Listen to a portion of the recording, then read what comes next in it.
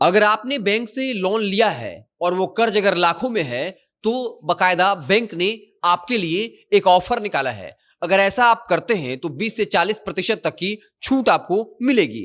पूरी कहानी क्या है आपको बताएंगे, उससे पहले औपचारिकता के लिए बता दूं कि मेरा नाम है हिमांशु कुमार और आप देख रहे हैं जनता जंक्शन। ये पूरी खबर अरवल जिला की है। वहां के जो भी सरकारी बैंक है, निजी बैंक है, अगर वहां से आपने लोन लिया है और अगर आपका खाता एनपीए हो गया है, नॉन परफॉर्मिंग एसेट, यानी आपने जो पैसा लिया है वो अगर आप नहीं चुका पा रहे हैं, अगर यह लाख 2 लाख या कितना भी है, अगर अब वन टाइम सेटलमेंट आप करते हैं बैंक के साथ जाकर के, तो आपको 20 से 40% तक की छूट मिल सकती है। बाकायदा बैंक के पदाधिकारी ने यह साफ तौर पर कहा है कि कई ऐसे किसान हैं खास करके जिन्होंने किसान क्रेडिट कार्ड के आधार पर लोन लिया था, लेकिन वक्त पे फसल नहीं होने से किसी भी कारण से उन्हें नुकसान लगा और वो जो है बकायदा पैसा नहीं चुका पाए, इस वजह से उनका खाता एनपीए हो गया है। लेकिन उनके पास अब भी एक ऑफर है जहां पर अगर वो एक बार में आकर पैसा देते हैं तो बकायदा 20 से 40% तक का जो है वो छूट मिल सकता है। इसको लेकर ये भी कहा जाता है कि एक तरफ जहां बड़े बड़े उद्योगपति होते हैं उनका लाखों करोड़ों का कर्जा माफ होता है, लेकिन जो किसान होते हैं उनका कर्ज माफ नहीं होता है। भले ही आपका फसल क्यों ना बर्बाद हो जाए, लेकिन आपको बकायदा चुकाना तो पड़ेगा ही।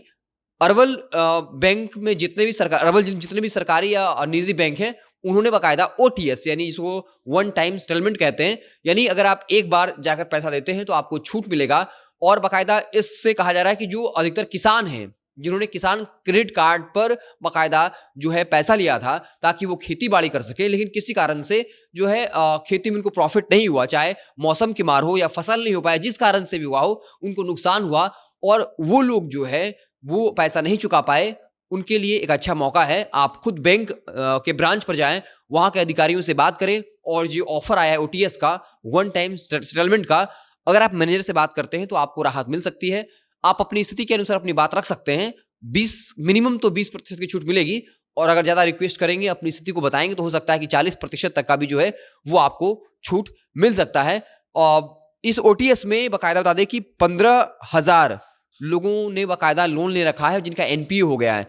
तो बैंकों ने कहा है, जो खास करके अरवल जिला में 15,000 अकाउंट ऐसा है जिन्होंने लोन लिया था लेकिन चुका नहीं पाए, लेकिन इसमें अधिकतर जो है वो किसान समाज के लोग हैं, किसान क्रेडिट कार्ड के आधार पर बकायदा लोन लिया था। एक तरफ आज ही रामकृपाल यादव का एक बयान है कि बैंक जो हैं वो किसानों को लोन देने में हिचकते हैं और ये कहा कि किसानों को लोन देना ही पड़ेगा बैंकों को, लेकिन कई बार ऐसा होता है कि किसान जो है वो लोन नहीं चुका पाते हैं, तो सरकार की ये जिम्मेवारी बनती है कि एक कमेटी बनाई जाए और ये बकायदा जांचा जाए कि अगर किसान क्रेडिट कार्ड पर अगर कोई किसान उधार लेता है, लोन लेता है, तो वाकई में स्थिति क्या थी, वाकई में क्या उसे खेती से फायदा हुआ, जानबूझकर पैसा नहीं चुकाया, या फिर मजबूरी में फसल बर्बाद हुआ। सर्वे इस बात का करे, अगर वाकई में फसल बर्बाद हुआ तो फिर किसान जो है वो लोन कहां से भरेंगे।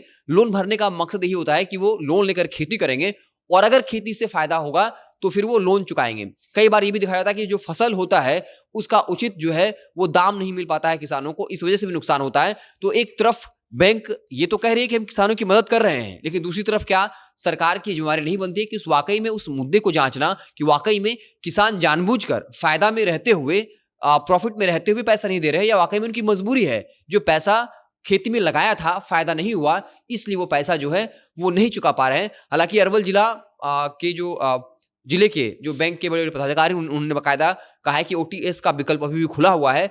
31 मार्च तक बकायदा जो किसान आकर सेटलमेंट करते हैं, वन टाइम पेमेंट करते हैं, खुद आते हैं ब्रांच पर, तो 20 से 40% की छूट मिलेगी। नहीं तो फिर आगे जो है का वो कानूनी रास्ता अपनाया जाएगा।